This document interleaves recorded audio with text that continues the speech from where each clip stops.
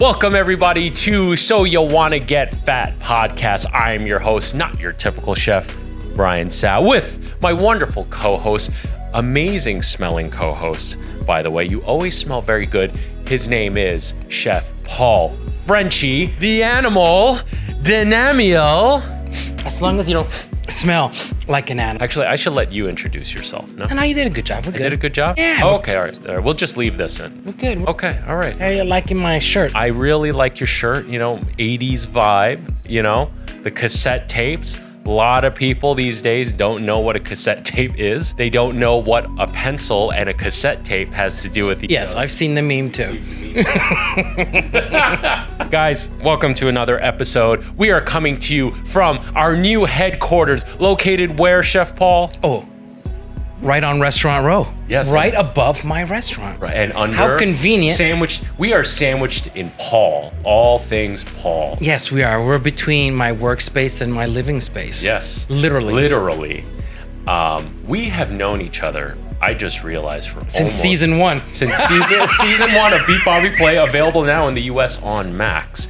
We're both on season one. That's HBO, right? HBO Max, which has renamed to Max. But wasn't Cinemax turned into Max? I'm getting confused here. I'm getting confused too. Who cares? Does that even exist anymore? I don't think so. Okay, good. Who knows? Let us know in the comments below. Let's keep But up. we are coming to you from our new headquarters. You said Hell's Kitchen, but for those who don't know or are not familiar with Hell's Kitchen, where is Hell's Kitchen located Hell's exactly? Kitchen is basically what used to be Lincoln Center. That's how north it goes, up to 42nd Street. Okay. And then, so we're still in what the original part of Hell's Kitchen still looks like. And then Lincoln Center has become Lincoln Center. But we're technically, it's Gramercy, Clinton, and the Theater District. It all gets interwoven. I'm not sure exactly where I am. But it's wonderful to be here. I'm sure it is for you. Yeah. Look at the company you keep. For me, you're the one that has the convenience of I literally go to you every single time. But you still had me waiting here. Yeah, because You had to prep all this I'm working, gear. and you get to sit there and look and smell pretty. No. Oh, by the way, Yeah. what I'm wearing is, because you're such a fan, is Bleu de Chanel. Bleu Chanel. Bleu de Chanel. That's the proper pronunciation. All right. It took me a lifetime to figure out because not every perfume works the same way on everybody. Yes. You got to figure out your body chemistry. Yeah. I love that kind of Yeah, shit. fortunately, I don't smell that bad naturally, so I never wear cologne. I don't get that close to you. Yeah, true. We can change that later. With that said, we are in our new digs, and guess what we got? Look at that. Look at my backside. Look at our backside. We got matching chairs. We got matching chairs. These are super comfy chairs. What a couple thing to do. Yeah. Matching chairs. Yes. I am digging the new chairs. Paul, let's get into the first topic of today. And you actually chose today's topic, which is you wanted to educate our viewers on the word, viewers and listeners. This podcast is still video only on Chef Briantsao Raw for now until we start our new channel. With that said, you wanted to educate our viewers and listeners to the word restaurant. We kind of touched upon it a little bit about service in our first podcast episode where we were reacting to Louis Rosman's video about tipping. Let me silence my phone. That would be the professional thing to do. I should do the same. Louis Rosman was talking about why tipping sucks. We kind of concluded he doesn't know what the fuck. That he sucked. Yeah, that he sucked. But you actually spoke about how a server, particularly in Europe, has to work their way up. So let's take this opportunity and educate everyone on what the word restaurant means. Well, over here, the word restaurant covers everything from a Mickey D's to like fine dining. Right. Everything's labeled a restaurant. And then, so you don't know what you're getting just by, I'm going to a restaurant. Well, what type of restaurant? Mm-hmm. I mean, that's, in Europe, or in France, I can't say Europe, but in France, and the only reason I'm using France, not because I'm French, but a restaurant is like a French word. Yeah. And it dictates the establishment you're walking into and your expectations. So I think that's very important, what an expectation is for Exactly. the type of establishment you're going into. All right, so carry like on. over here, we call everything a restaurant. From Mickey D's, like I said, to like fine dining. Applebee's to is a your restaurant. Like, my restaurant. Right, exactly. Which is not the case. Yeah. Right? But for some reason, there's a distinction made between a diner and a restaurant. So how come a diner's not a restaurant? Right. So how come we know that a diner's not a restaurant and a restaurant is a restaurant? What's the difference there? Right? Right. You know, so a diner, you know, you have exactly. Yeah, A the diner, you have expectation. expectations. You know the type of service you're gonna get, Right.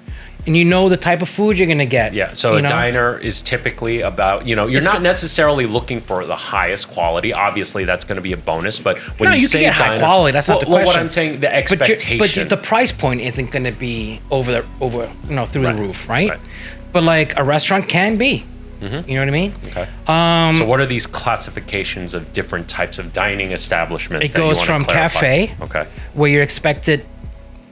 your expectations from the establishment and from your server is proper coffee service, croissants, like small breakfast bites to eat, and usually they have a small bar, and then that's as much as they That cater serves to. alcohol. Yeah, a little bit. Some cafes are like very limited, but it's usually tends to be a little bar.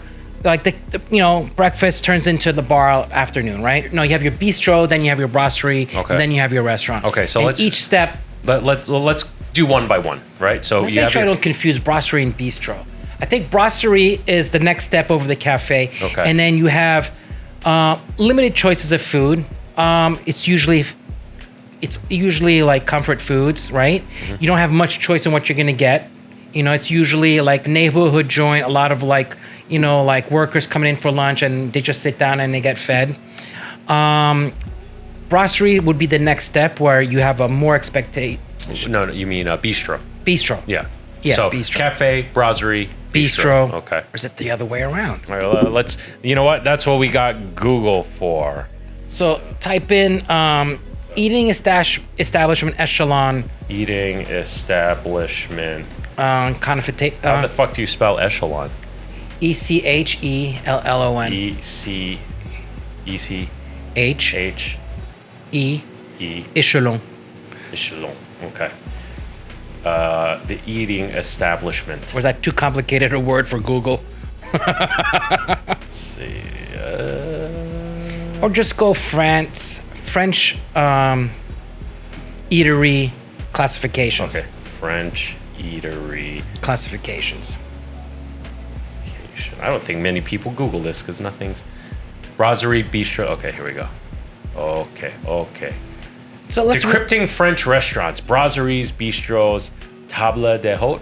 table d'hôte. Oh, table d'hôte is I forgot about that. Okay. That's more like the one I was just saying. I Like almost you pronounced just it properly. table d'hôte. Yeah, well, basically you sit down. You don't get to choose what you want. Right. You sit down and they just start dropping food, and it's like usually communal. Okay, so it's saying number one, the first one that is popping up, and you know what? Before I forget, let me give Jordan this link so he can make sure he includes it. The first one, it says cafe / Right? brasserie. I was right. Okay. Subtype brasserie traditionnelle.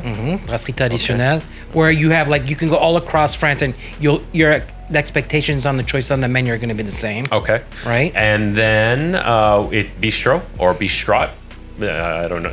There's Bistro. a T. Bistro. Okay. There's a T at the end of this. Yeah, but you don't, spelling, it's silent. Okay, gotcha. Right. And then the next one will be the restaurant gastronomique. Gastronomique, yeah. So now let's talk bistro. So we already defined what. So bistro brasserie- is yeah. of a more casual experience than a restaurant. Okay. So you're not going to have your linens. You're not going to have your real silverware. You're not going to have your echelon of wait staff as well, and you're not going to have like the wine service, decanting. You're not going to have it's Casual. a more casual. Okay. And you mentioned echelon of wait service, so Right. we're talking food runner, busboy, server. Right. There's usually in a high-end restaurant there is a cocktail waitress in addition to the bartender. Right.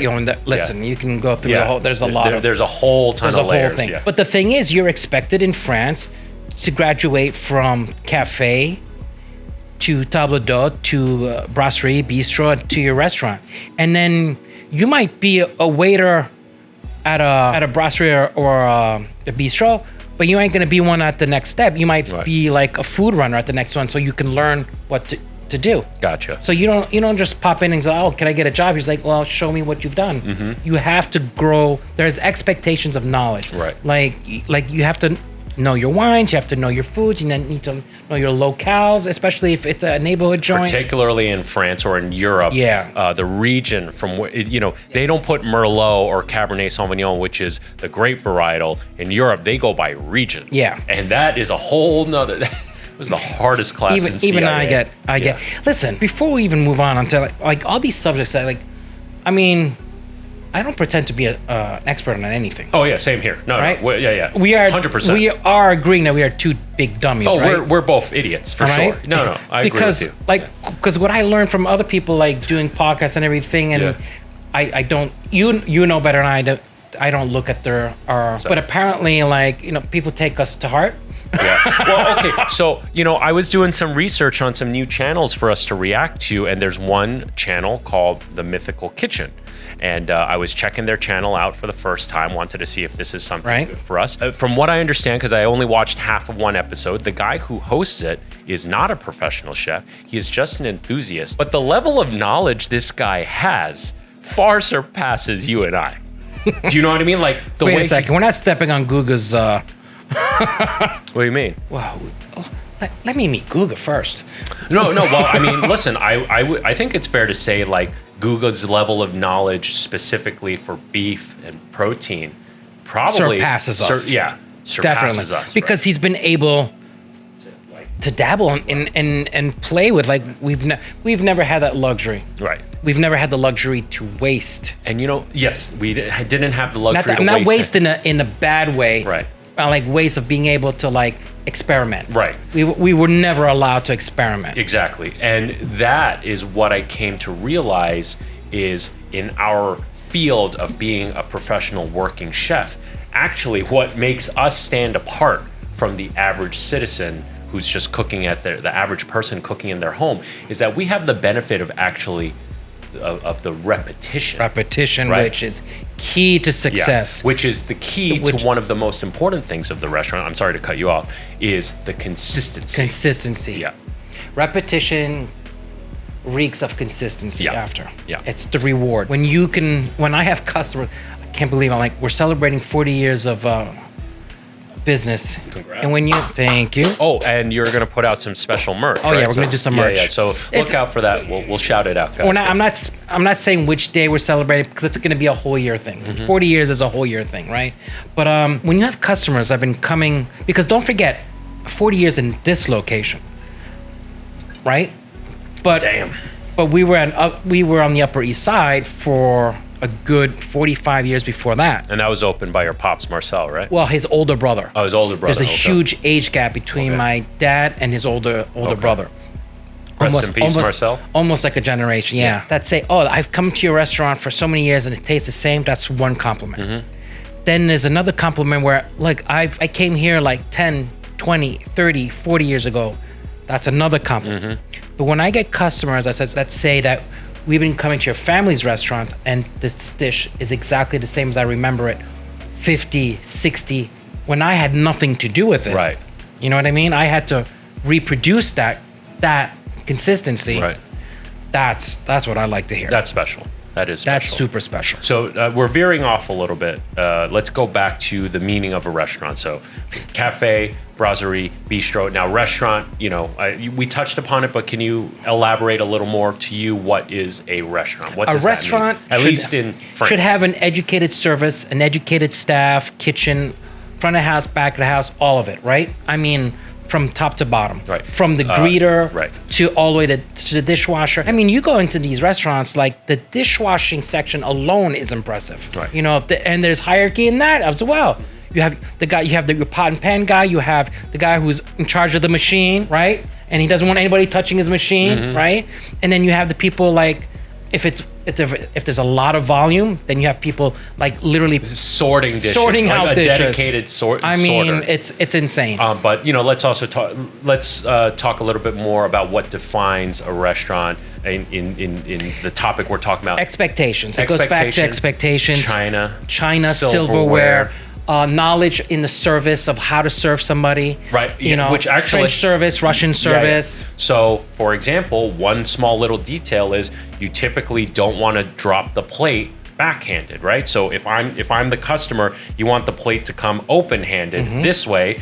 You don't want this hand to come this way where it's backhanded towards, little details like that. Table service, not table service, tablecloths, right? When they change the tablecloths, the bare table is never exposed. Exactly, it's never exposed. There's usually a tablecloth underneath that, and then there's usually a dampener, and then there's usually another tablecloth, so that for during service you don't see that. So they usually have like multiple layers, which creates also, you don't even realize or appreciate, but when you go to those restaurants, like the table is like soft. It's like there's no clinking. There's listen, you know, there's you no don't hear that. You wouldn't hear that. Yeah. You know, I mean, that goes a long way. And I find it to be art. I find it to be yes. I find it to be fascinating. The hospitality business is an art. Yeah. You know, there are people that are good artists and there are people who are not. Right. So what would you consider your restaurant? Because I bring this up. I would be, I had a great friend. I have a couple of good friends, and that's how because they used to come to our family restaurant as young people out, young adults. They went on to be very successful restaurant chefs, restaurant owners. Like one of my favorite examples is Chef Lamonaco from Porterhouse. He used to come to my father's restaurant all the time as a young person, and that's how he dated. You know, it was your first introduction. You know, our restaurant was like your introduction to French cuisine restaurant, but on an affordable, more accessible level. Right. You know, I wouldn't say that we are like a four-star restaurant or any star restaurant. I like to classify myself as French comfort food, so it doesn't scare you away. Because like people's like French food, you serve French food, and it kind of scares people. Yeah. They think it's going to be super fancy. They won't be able to afford it. It's not approachable. They were not going to like it. Right. I always tell people, what? You don't like chicken? You don't like steak? Yeah. You don't like what? What is it? So to add to everything you're saying, I bring this up because I do agree. Your place is a full-on restaurant, has tablecloths, has the china, has the silverware, has, It's a good introduction. It's a good introduction, I would say. Right. And I don't mean this in insult. I know you're not going to. But that's what I'm aiming for. I would say it's a strong entry-level restaurant, right? However, categorized in France. Yes. It's meant to cater to every stage of life, every occasion, and to the mundane, to the highest celebration. We cover it all. When you go to a high-end restaurant, you have high expectations. It's celebratory. You want this to go off without a hitch. Yeah. Yeah, art. But I bring this up because outside your restaurant, it says French Bistro. And I know why you did it. I know, you're right. Yeah, I know why you did it, though, because I feel like that is the word that makes it approachable for the general audience. And it was also from one of my tenants went out of business and I took the sign. Oh, really? I was like, wait, I measured it. I was looking at it. Wait, this building is 20 feet wide. My building is 20 feet wide. That sign will fit on my building. Okay, that explains a lot. But then again, I think it's no, but it was a perfect storm. It fit what I wanted to do, what I wanted to convey. Like French restaurant is a harsh, for the uninitiated, it could be daunting, right? Right. But like bistro, it's approachable. It's approachable. It's approachable. But then again, you need to be knowledgeable of that too. Right. You know? Yeah. My daughter uses your restaurant rather, became my daughter's first realization of what a fancy restaurant is. Right. So, because... But we all had those restaurants growing up. Yeah. Like that once a week or that once a month time that where your parents took you out or we're going to the restaurant. Mm-hmm. You know what that meant. That means you had to be behaved, you had to be properly attired. Half decent. Although my dad never took us to places like that. No, my dad did. I have to say, my dad loved introducing me to other places and how things were done. And he really appreciated successful restaurants in a family format. Mm-hmm. Like he loved going to places that were mom and pop stores and to show me expectations, like what he thought were really good restaurants. Yeah. I fell in love with Western European French restaurant culture because I never got a chance to experience it growing up. It just felt so foreign. My dad would never eat at places like that. The fanciest type of places we would go to are steakhouses, like a Knickerbocker steakhouse, or I don't even know if that's still around, but like a Luger's type of place. That was the extent, which those are nice places. They're not. As a kid, that's a great introductory. But then when you discover quality and you like, wait, like then you go to like a porterhouse, like I mentioned before. That's like. But my dad always stuck with, the local. I don't want to say it had to be nearby. But it had to be nearby. Chinese restaurant, Korean restaurant. That was kind of the extent of it for us growing up. Not to say he didn't take us to nicer places, but it was very rare. But in the day, like I'm talking about the 70s and 80s. I mean, you had Chinese restaurants. You had the full gamut. Yeah. Oh, yeah. Right? Yeah, 100%. But like those high-end Chinese restaurants, man, were they gorgeous and beautiful. Yeah. I really missed that. Yeah. So the one I went to, if anybody even remembers this, it was the Blue Lotus. It's on 86th Street between 2nd and 3rd. I've never been, but I've heard of it. Yeah. It kind of pushed us because we eventually owned a Japanese restaurant. Oh, I didn't know that. Yeah, and I sold it too. Yeah, we actually used to own the oldest Japanese bistro, the first and oldest Japanese bistro in New York City. Oh, no shit. Chef was amazing. Was a lifer. Like he opened that restaurant and closed the restaurant. He was like a lifer. Great owner, great tenant. Food was amazing. Stuff that was. Wait, we digress now. Well, we were talking about restaurants. We're just talking about different types of restaurants. And I kind of took us into this direction saying, again, no, I'm not shitting on my parents. We definitely went to our fair share of very nice restaurants. But I was just saying that I never really got to experience the French restaurant culture until much later in life. Well, I was very lucky that was our heritage. So we knew people. I mean, it's all about knowing who you know. You're also going to go visit people that are going to make you happy or are going to appreciate you coming there, My father always believed in, sharing the wealth. No, not sharing the wealth, but going to other people's restaurants to show appreciation. Right.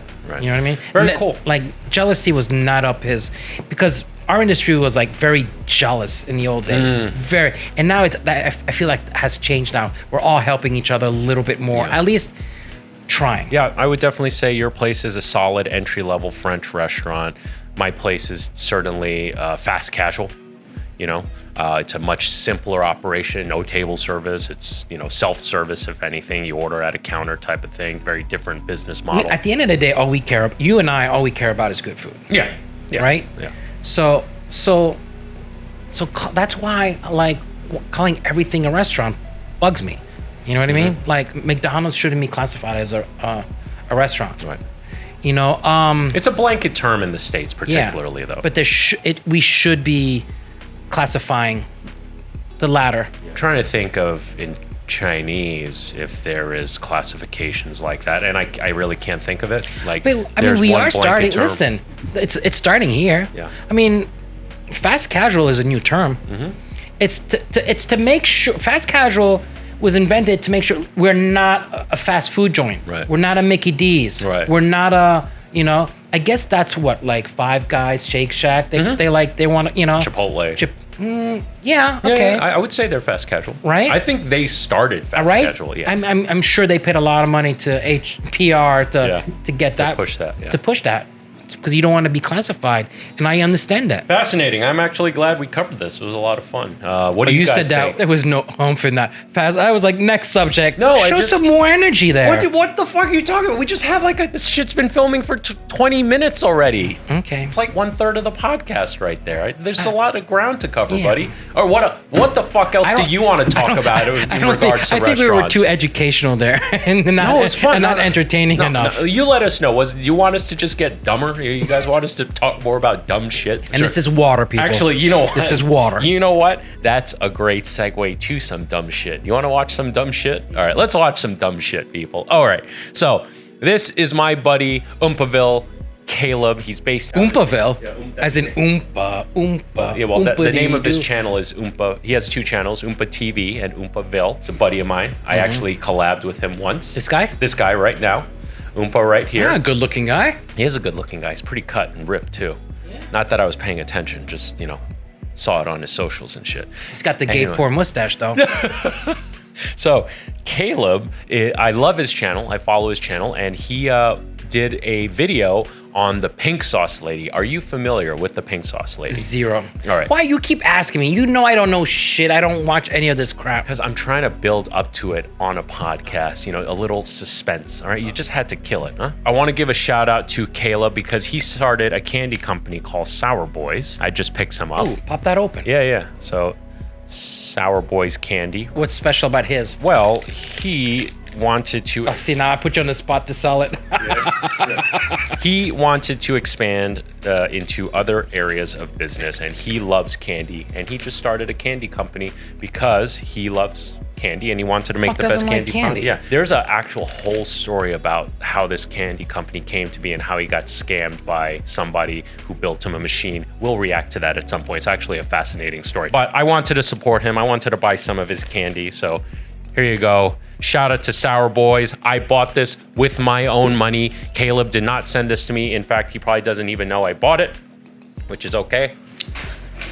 It doesn't taste fake. It's also not overly sweet. Right? Balanced. It's also not overly sour. You would expect like this type. I'm not saying I wasn't expecting it to be sour because the brand is called Sour Boys. It's just when you look at this candy, I would expect it to be much more sour. I kind of like it. Kind of like it. You can eat too much of that though. Yeah, easily. Yes. Oompa recently made a video about the pink sauce lady, and I want you to check this out because... So we're reacting to a reaction again? Again, yes. Well, that's what we do. We react to reactions. Yeah. Okay. That's how I built this, built my channel. Wait, and I'm piggybacking off of you now. Guys, we will start our own channel, I promise. But for now, we'll just let the animal continue to piggyback off of me.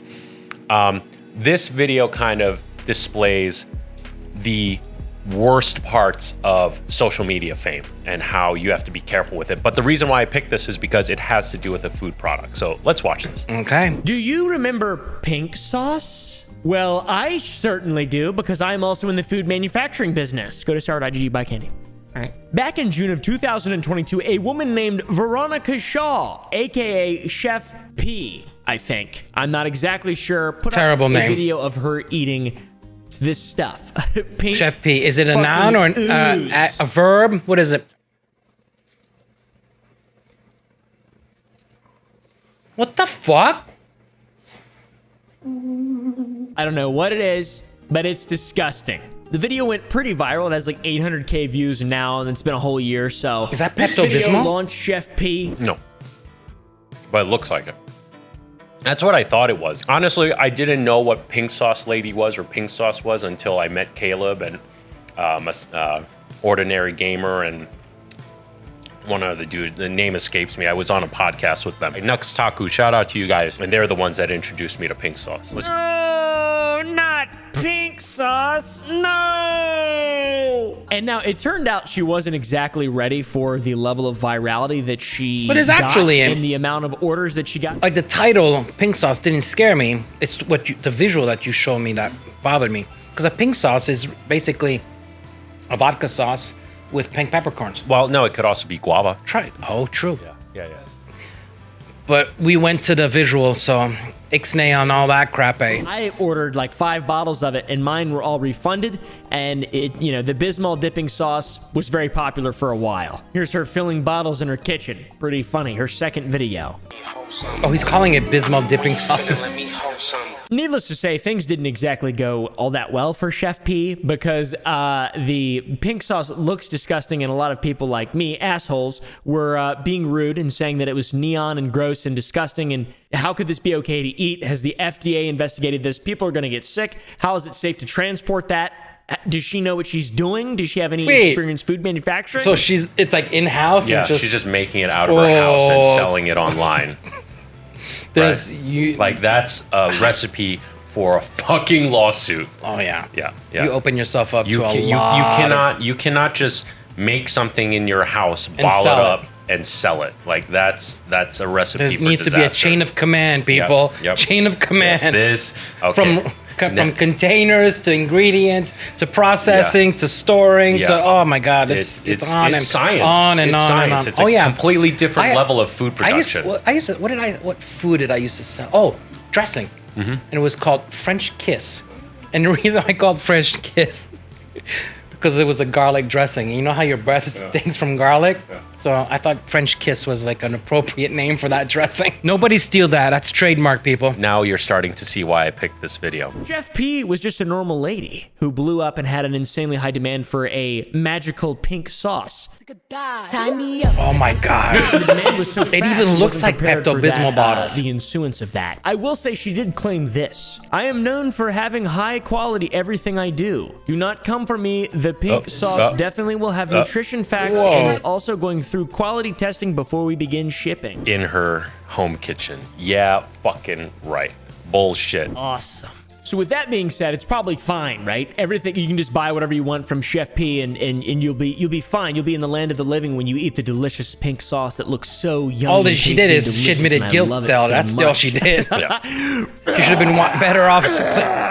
That's me spewing pink.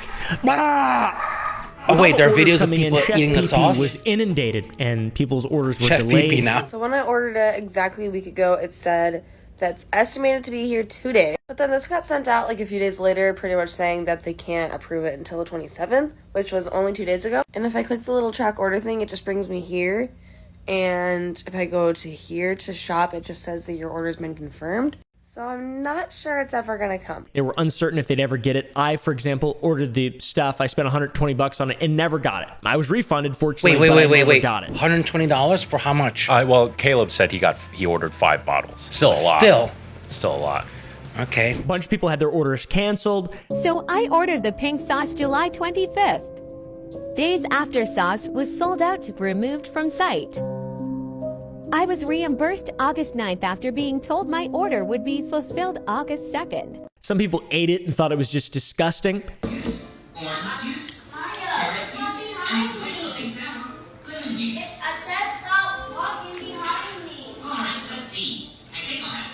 That shit nasty. Here's another person who just That shit dislikes nasty. it. It's decent. It's decent. Not decent enough to buy. For $20. For $20, and I don't really care for the taste. This girl got the shits from it, she says. And every day's a dream when I'm carrying your love. Here's the nutritional label. It kind of looks disgusting. Sunflower seed oil. Ugh, seed oil. Oh, I don't really know like what in this is. I don't know. The pink sauce. It just looks weird. 400 servings. What?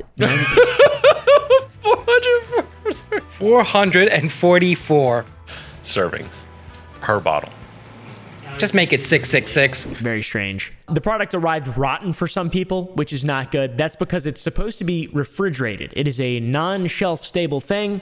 Sauce. So when you bottle up anything, you have to make sure it goes into everything has to be sterile, right? Because if you put it in sterile and air seal it, then it becomes shelf stable to an extent. Well, you still have to depend on how long of a shelf life. Yeah, and then if you want a very long shelf life, like a Hidden Valley ranch dressing, you're putting in a shit ton of preservative. That's why that shit sits on counters for fucking years without going bad. I know for a fact she doesn't have the knowledge to do that here.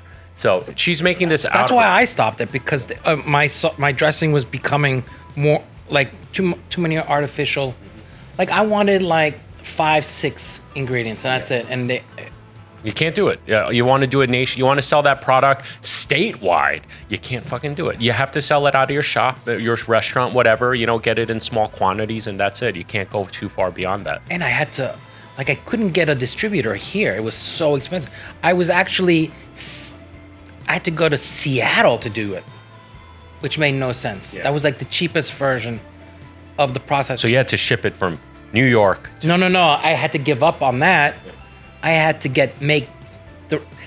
make them create a recipe and have it made there, and I had to, and then they kept screwing it up. Yeah. And it was just frustrating. Yeah, no bueno. But I love the name. The combination of oil, honey, vinegar, and like water and stuff, and lemon juice and milk is not a very shelf-stable combination of ingredients. So the pink sauce would get hot in trucks and then go bad. What Oh, I can. Oh. In some cases, the product even exploded. Gone. There's nothing else in here. Like, it's gone. That's nasty. Oh my God. Oof. You're done. You're done. That is so fucking nasty, man. That is so disgusting. And how about this from my favorite channel, T-Spill? When customers started to receive their pink sauce, it showed up with the bottle expanded and When customers started to receive their bottle of pink sauce, they don't like me on T-Spill. So, bad. A lot of inconsistencies. Bad. Another inconsistency was the declaration of allergens. Someone asked, is there an allergy warning, soy, nuts, etc.? She said, no soy. And then on the bag, it says may contain soy and eggs. That's a liability thing because there could be soy and eggs in any one of the other products that's used to Is she create doing this her own product. shipping Pretty too? standard for food. Probably. You have to get And it's tested probably- to not have soy Yeah. in order to be able Yep. to say no Yep. soy. Yep. So she's getting ahead of herself. There's probably no soy in it, but she can't guarantee that. One of the strangest and probably man. worst offenses for the whole situation, though, was one person found glitter in the bottle. Inedible silver glitter. What? There is a piece of glitter inside the bottle. If you look Of here, glitter. there is glitter all over the label, just like people say it's stuck on with glitter glue. What the fuck? That is so dumb, dude. That is so bad. That's not good. A lot wrong with the stuff. I forgot Chef P about this did not part. have the proper facilities or anything like that or infrastructure in place to make this thing as big as it was initially. Okay, so let's see the downfall. What happened? The sauce was also apparently so bad Green. that a few people were hospitalized. I don't know if that's true or not, but people said they were. One person even faked their death from pink sauce. So I'm not dead. So first and foremost, I want to say sorry if I scared y'all. I mean, that was my intent, but like not like this. Second off, I want to say to Chef P, I'm sorry not if dead. I scared you all or impacted your So stupid. Dear pink sauce customers, thank you for your loyalty and patience as we bring pink sauce to life. Please rest assured that our pink sauce team is hard at work ensuring our pink sauce is safe and abiding by all food safety standards and guidelines. Furthermore, we are dedicated to providing our current and future customers with clear, unambiguous, accurate labels and descriptors of the pink sauce and its ingredients that meet and exceed FDA guidelines. We look forward to fulfilling your orders soon and delivering you the freshest pink sauce. I'll be in the kitchen. It's kind of an okay statement, but like at the same time, it's just not good. That is a lawyer response. Chef P disappeared for a while, then came back suddenly with a collab with this guy on the Caramo show. I love it. I'm loving the food reviews. You know, my diet isn't loving it, but I'm loving it. Girl, listen, I don't Is this a TV show? Yeah, she appeared on a TV This show. is Chef P. Pink sauce is in Walmart, girl. Good for you. Congrats. No way. Yeah, she got in Walmart. Yep. You and I, Paul, can truly accomplish anything. I believe now after seeing pink sauce. I did not see this going this way. Oh, it goes better. It gets better. It gets better, Paul. Keep watching. The interview is cringe. It's full of just weird softball questions, setting Chef P up to make it look like she's the victim. Even down to someone lying about their own death. I mean, it was just horrible. And my son saw that video first. I walked in the door and just see my son laying on the floor like, did my mom You kill go, somebody? child. You tell me. Chef P even says in the interview that people took the opportunity to shit on the product just to go viral because it was a trend, not because it was bad, because it was a trend. But there's plenty of examples of it just being terrible. She also called out Allie, the girl with the glitter in her bottle, specifically. Okay, so there was a young lady on social media. She took it as the moment to say, hey, this is my moment to become viral. Yes, this is what social media is all about. Yeah, for real. it is my moment. I don't care about your moment. It's my moment.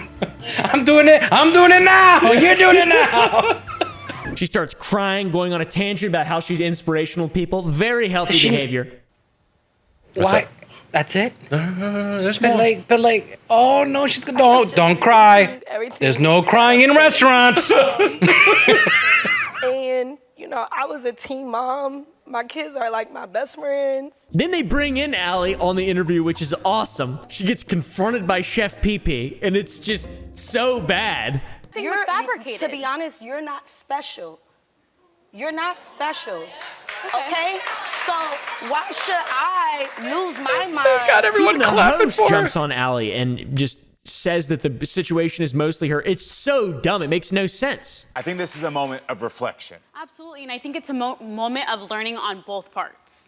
I think the learning is more on your part. And that one video that you did for that second, the What? Oh man, he's getting on the wrong bandwagon. But wait, there's yeah. Watch. Just keep... mad. And this set people off terribly. That's why the episode has a lot of dislikes. And to save his reputation, he apologized to her in another episode, which makes sense. But I want to tell you right now, I am sorry, just point blank period, that I gaslit you. So explain to me gaslit. It's basically like trying to put an idea onto you that isn't true, right? So it's like this is soda. Like you don't think that's soda? That's soda. Like that's no, it's flat water. Right.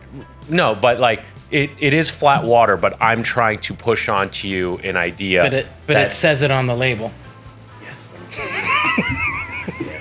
Do you get what gaslighting is? I'm imposing my reality on your reality. Right. You know, my truth is your truth is the only truth, and you're trying to push your truth onto somebody else, right? That's why you hear but it in a negative way. In a negative way, yes. So it's trying to use a truth to put overcomplicating. Basically, you're pushing your agenda that isn't correct. Around this time, Chef P had a huge deal working with Dave's Gourmet to bring pink sauce to stores, even Walmart. What the fuck? Look at it. It's just different colors. It's different colors. There's pink and then there's not pink. Pink sauce. Zero at your consistency, Walmart. different color Why bottles. is it pink and why is it not? Just what the hell Does is Walmart, in do there? any research? Do they care at all? They just want to support the hype. Ooh. Disgusting. The product didn't do well. It started getting marked down. Rainbow? It wasn't selling, probably because it was tainted in the eye of the public. And it was also too expensive. $8 a bottle on release. That's ridiculous. It got put in clearance in multiple instances. Check this out. So in case everyone was wondering how it's going for the pink sauce, it is in the clearance section. And if you're wondering how much, it is 50 cents. Oh my gosh. That is fucking terrible. Is that cheaper than the recycling? With the Walmart deal in mind and the Dave's Gourmet deal in mind and all this stuff kind of coming crashing down, I assume there was some kind of guarantee between Chef P and Dave's Gourmet. They're not going to pay her if the product doesn't do terribly. You know, if you can't capitalize on an investment like that, then there's no money to be made. And this is clear because Chef P put out a post, GoFundMe, trying to raise $100,000 to prevent bankruptcy. Help get justice for the pink sauce. Holy shit. Told you, it keeps getting better. It was a performance-based deal. Yes. Oh my god. Yeah. Oh. So for our audience, can you please let them know what's a performance-based deal? That they only pay you as well as it performs. That's basically as simple as it gets. And So if you did not understand that, you're taking a big gamble. So she probably spent money she didn't have, banking on the fact that she thought this sauce was going to go big. Yeah. Spent all this money she didn't have. Sauce did not sell. And she's not getting shit. And now the credit card bills are coming back.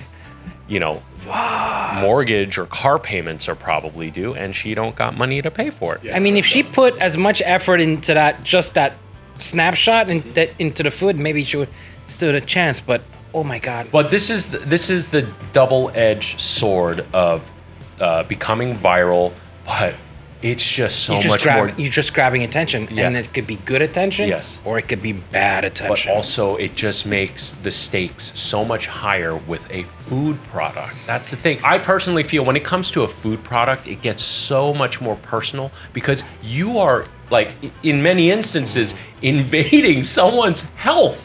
You know what I mean? And if you don't know what the fuck you're doing... I make decisions like that at the restaurant on a daily basis. Like, if I have an employee that I see, like, they don't know how to treat it right, like, I won't serve it until they figured it out. Yeah. You know, like, what can we talk about? Like oysters. Yeah. Like, you got to make sure you serve fresh oysters. Mm-hmm. And there's a way of telling them if they're fresh. Like, just a simple fact of smelling them. If you're not even taking the time to smell something, you could ruin someone's day. You can kill somebody. Yeah. Easily. And at the bare minimum, get them extremely sick. One of the most viral sensations of 2022. A young entrepreneur with big dreams. This is like the opposite of what happened to me. Currently facing eviction that has gone default. The sheriffs can come to my door any day now. I need legal help. Bro, what is going on? I need help. I can't give up. I need help. What? It only has $900. People are not very supportive of the pink sauce woman after kind of hoodwinking And when you everyone, see that, making a bunch of money, and that then just alone is somehow advertisement it not to give you any more money.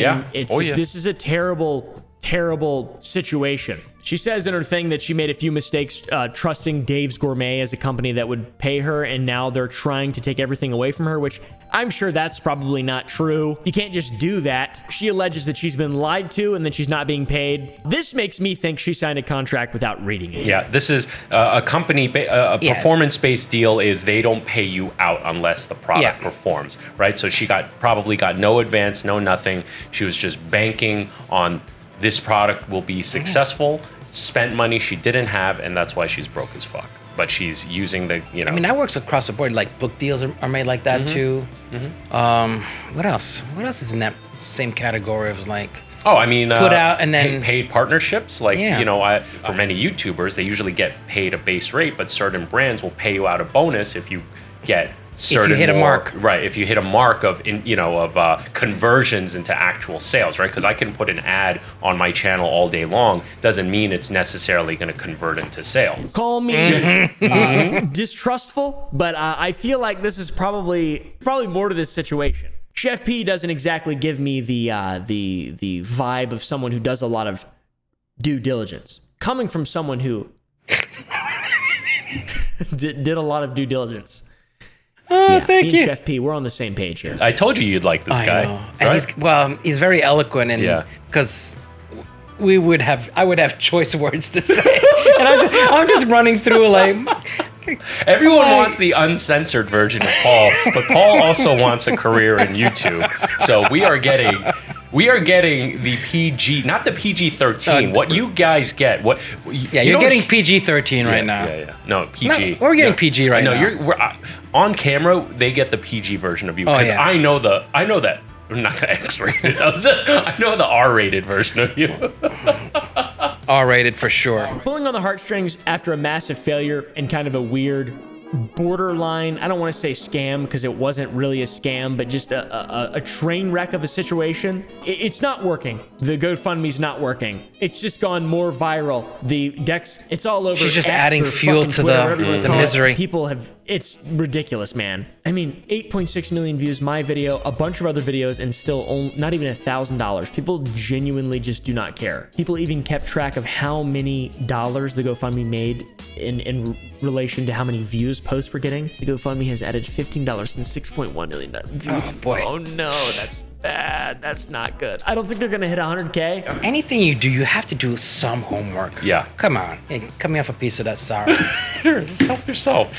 All right. Yes. Lots of fun. So we gave you some education and we gave you some stupidity. Hope you all enjoyed it. A good share of stupidity right there. Yeah, that's a good share of stupidity. Now, real quick, let's see some news for us.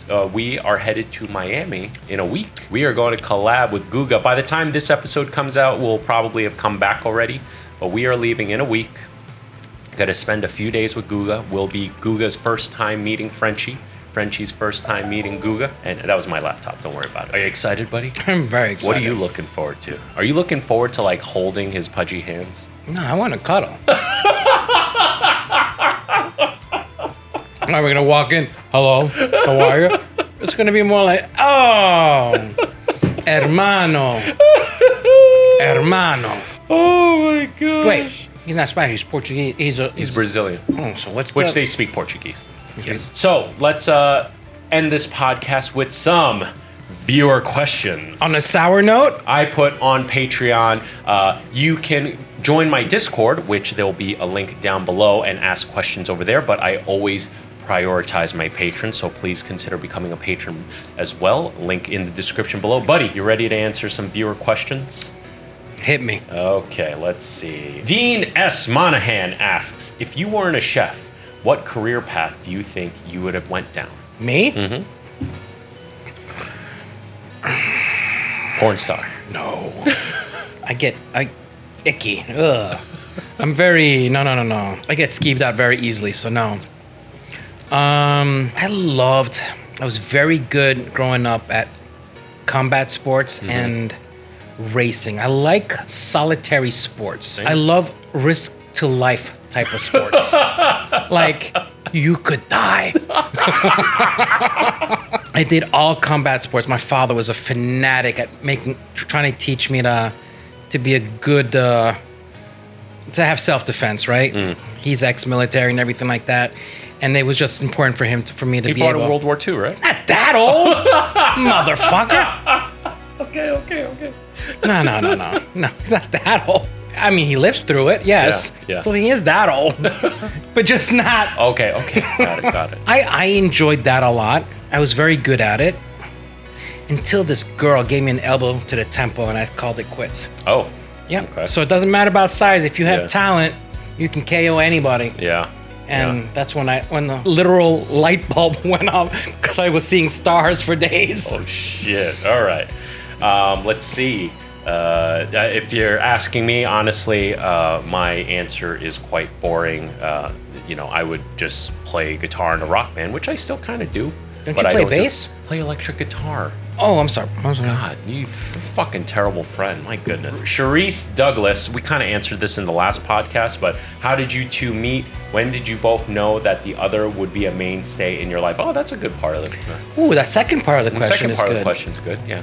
I would say I still I have, correct me if I'm wrong, but like the very first time that we physically met, wasn't there an escalator going down to that thing? And I'm coming down the escalator. Todd English Food Hall, exactly, James Beard Party. It was James Beard Party. And weren't you at the bottom at the escalator? So at the bottom of the escalator was Lady M Crepe Cakes. And this is when Lady M Crepe Cakes was the shit. Like it was at the top of its game, exploding. Is that the dessert with the multi-layered grapes? Yeah. I love those. Good, right? They're like every Japanese restaurant. They have like that as a dessert, right? Yeah, I mean, they're huge now. But right at the bottom of the escalator was Lady M, and they were fucking for free. I was stuffing my face with crepe cake with my wife.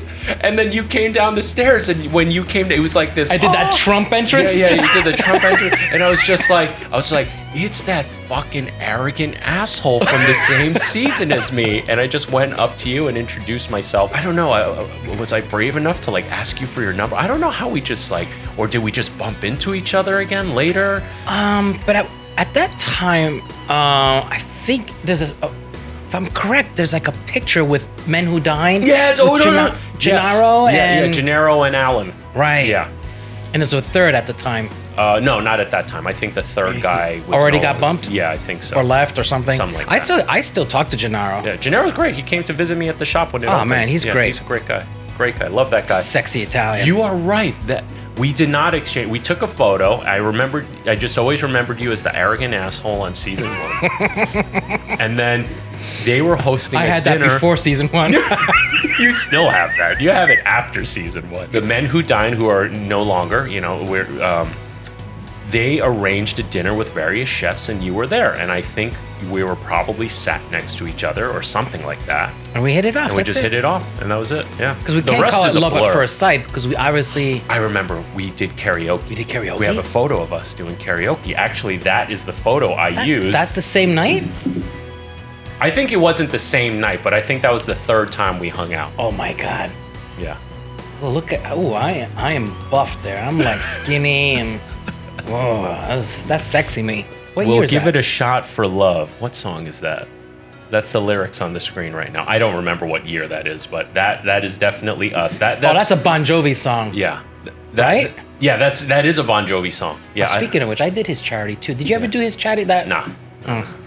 I'm not cool like you. I'm super cool. Yes, that's true. But yeah, that photo is from like maybe the third time we were hanging out. And you sure it's not like even much later than that? Because karaoke, who Franklin Becker is a big karaoke fan. Yeah, Franklin was there for right? sure. Yeah, Franklin so Becker, that's a Franklin Becker evening. Yeah, but it has to be around Food and Wine Festival that we were all together. I don't remember. It's too long ago. It has to be. But we definitely clicked. And let me see the shirt.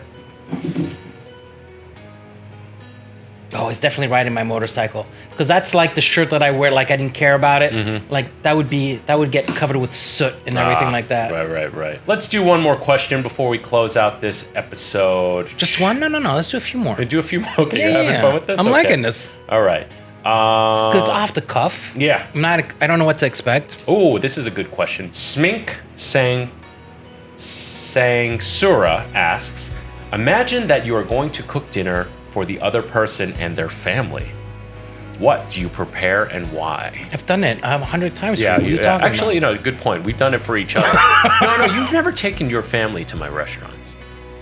I took Blondie. You took Blondie? Yeah, for Yeah. sure. Yeah. Oh no, I made it a point. We had Yeah. a great night that night too. Yeah. Was that at Mira? Was that at the sushi restaurant in Flatiron? Yeah. Maybe it was at Beauty in Essex. No, it wasn't Beauty in Essex. No? It was your place. Okay. So it was before. But I took her there too, right? I took her to Yeah, Beauty yeah, in you Essex definitely too. took her to Beauty But that in wasn't the Essex. same. Yeah. I'm talking about that when it was your place Yeah. and you guys sat down with us and we had like the night to ourselves. It was good. Yes. I do remember that. Yeah, I do. So that we counts. have cooked for each other. Yeah, we And have. Like we've cooked for each other our signature I dishes. mean, we have availability. We have restaurants, so it's of course we did. Yeah. Okay. all Like, right. wait, should we translate that into at home? Okay, let's talk about what we would make for each other at home. First of all, it would have to be away from this locale. Because Yeah. over here, the temptation to not cook and just grab stuff that's ready would be too tempting. I agree. Ever since I'm in Jersey now, man, I love to barbecue, man. So I think I would barbecue, but like on a French note. You know what I mean? And get. You know what's funny? What? What's funny is like I would do the exact same thing, more on a Korean note. Right? 1000%. Why? Because shit that we don't like. I don't want to cook what I cook here. I want to cook stuff that I'm not cooking. Yeah. I did barbecue yesterday, and all I did was like put vegetables on the grill, chicken. Oh, I had a pesto sauce, and I used that to cover everything and put that in the grill. That was it. Took me all of 10 minutes to make everything. I would definitely make you Korean barbecue short ribs. I'd probably yeah. make you like a fresh kimchi salad, stuff like that. Just Did I ever have your winning? the tacos? No, Yeah. Didn't you do a banh mi on baked beef barbie flay? Or No, was it a I taco? did a taco. You did a taco? You had multiple tacos. I did? Yeah. Of course. All right. Let's see. Here's Wait a second. You didn't do the traditional thing? You did a taco? Yeah, but I did a hard shell taco with a wonton skin. Jordan, pull up my episode, Beat Bobby Flay Season 1, Terror of Taco Town. Wait, so you beat him in his own Yeah. own like recipe? Yeah, that's why I swear I've been blacklisted by Food Network because of him. No, dude. Like, oh, come on. No, I'm kidding. We know that I should have won my episode. Yeah, 1000%. And like, I mean, I was like, I don't, he had just put out his burger chain at that time, so I don't think he could have taken two. he couldn't take a loss. Yeah, two, because I was the first episode filmed of the season, but my episode didn't come out later. And I only know that because the producer told me. Like, Because I know you're the first. sheer fact that how much my episode is viewed is like they repeat it all the fucking time.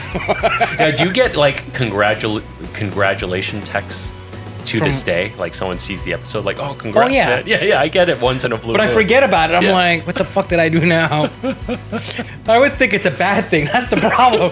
I don't automatically think of a good thing. I was like, I always think it's like a sarcastic, like, yeah, fuck, thank you. I'm like, this is what you did to me. It's never a positive, oh, thank you. No. I'm like, oh, man. what the fuck did I say or do now? Ice Fox asks, okay, first, is Frenchy going to guest star more often on your main YouTube channel? Yeah, of course. Yeah. And for a second question, if money was no worries, what kind of restaurant would you do besides your main specialty? Like, what would you do something like Guys does only on an actual restaurant, or would it be something else? I think they're just asking if money was no factor, what kind of restaurant would we open? If money was no factor. I remember one concept that you told me a long time ago that I thought was really cool, that I knew that you could pull off really well, but I don't know if you remember, it was years ago. Tell me. You wanted to do French Mexican. Yes. Yeah, I thought that was a sick idea. So instead of Tex-Mex, French mix. Yeah. Trademark. I own that. French Mex, I own it. Like I literally do. Yeah. Don't bother. I knew that would be a banging concept. Yeah, that's something we could always explore. Maybe we should test concepts out. Maybe that's what we should be doing is tech, dude. Kill two birds with one stone, trying out concepts and see if it'll work. And if it doesn't, it doesn't. Yeah, we're just testing it and filming it at the same time. And it's in line, so if you want to get fat, what better way than testing out concepts? Theoretically, it obviously has to be okay with you, but we could do a pop-up here. We could do that. Yeah. Oh, yeah. Yeah. I always thought that, like, French Mex, I always think there's like a good, there's that old, people don't even know what Cinco de Mayo is. First of all, it's a made-up holiday. Yeah. You know, I think it's Anheuser-Busch or Budweiser or one of those companies that created it. But it's based... And if that's not true, we are getting lots of angry comments right now. There are Mexicans right now just going, how fucking dare you, with their hairlines to their eyebrows just pissed off. Cinco de Mayo is not a Listen, Mexican... I say that because I'm jealous. Okay, Cinco de Mayo is not a Mexican holiday, okay? That's an American holiday. American manufactured holiday. But Cinco de Mayo is really a celebration of the Mexican army beating the French army. Really? Yes, because France owned most of America from Canada. Oh, yes, all the way down the Mississippi, all the way down into Mexico. Yep. And the Mexicans... Totally forgot about that. And there's a famous battle where the French Foreign Legionnaires, they were like, the Mexican army descended on this fortress, this French fortress, and decimated them. And then it was like a last stand. It was like 3 French Foreign Legionnaires left. And then because they kept getting barrages of getting decimated, and there were still 3 French Legionnaires left. And then the 3 French Legionnaires still charged the army. And so they're like, and the Mexican general took pity and spared their lives for their bravery. So that was like the end of the end of that battle. You know, last time you told a story about the arrow and the middle finger, what? people shit all over you saying that it's a myth and stuff like that. And people I actually thought about it.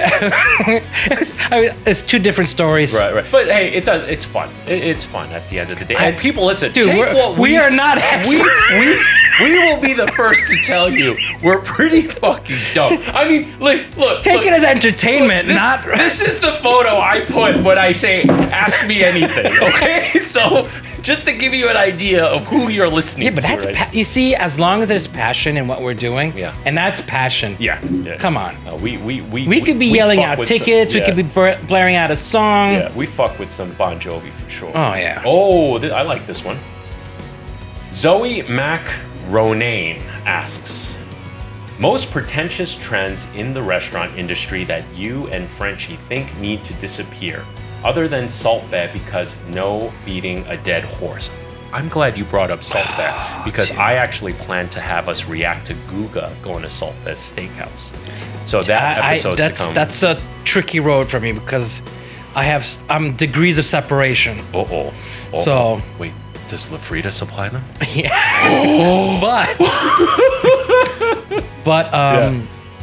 They're going out of business here. Oh, yeah. Right? Yeah. Is That's well known. All right. What trends annoy you? Besides Salt Bay, right? Yeah. You know what? Like...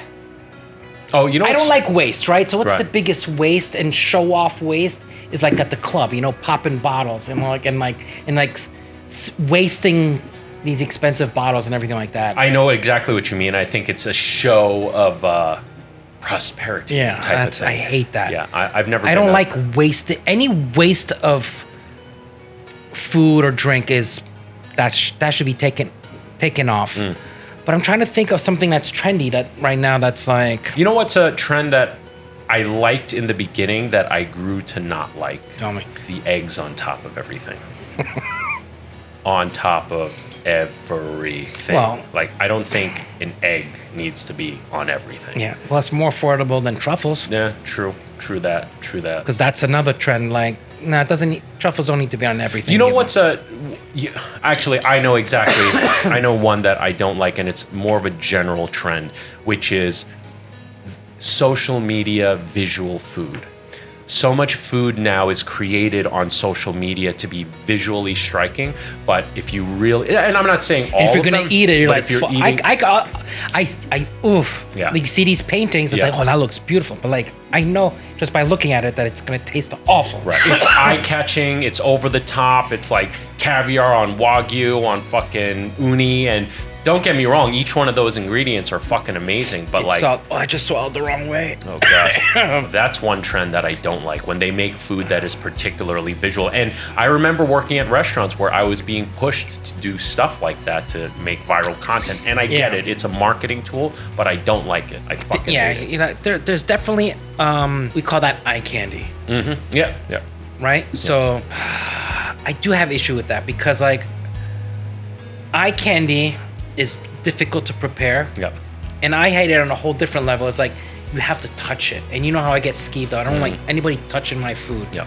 Like it's gotta, I have to be able to do with tools. I don't want to see somebody touching my food.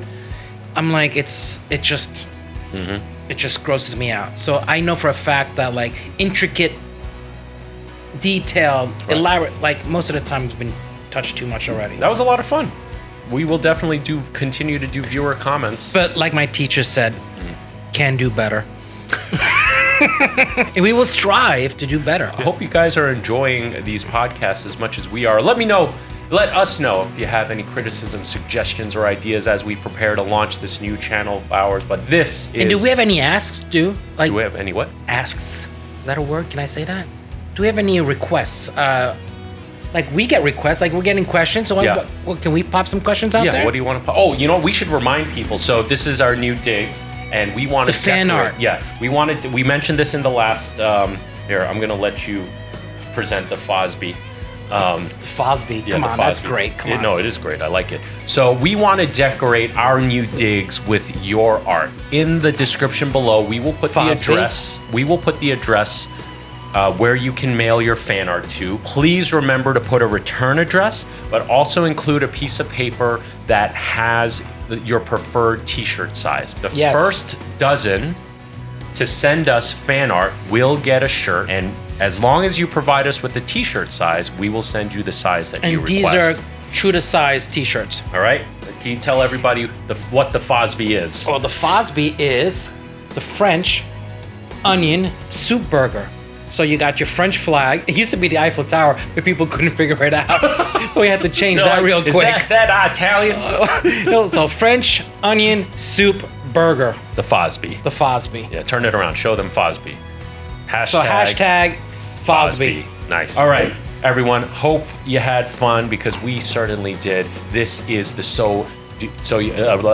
This is So You Want to Get Fat podcast. I am not your typical chef, Brian Sao. Hey, wait. What's the hashtag on our Swift? What did we decide on? Oh, Swigville. Swift? Yeah, Swift. So you think? So you wanna get fat? Swig. Seawig. Seawig. That's it. Seawig. All right. That's our hashtag. That's our hashtag. SYWGF podcast. We need to start using that. I am Chef Brian Sao, not your typical chef. I am Chef Paul Dunamiel. Paul the Animal. Guys, thank you so much, and we'll see you really soon. We need to like da da da da na na na na na. Yeah, we're gonna eventually a theme song.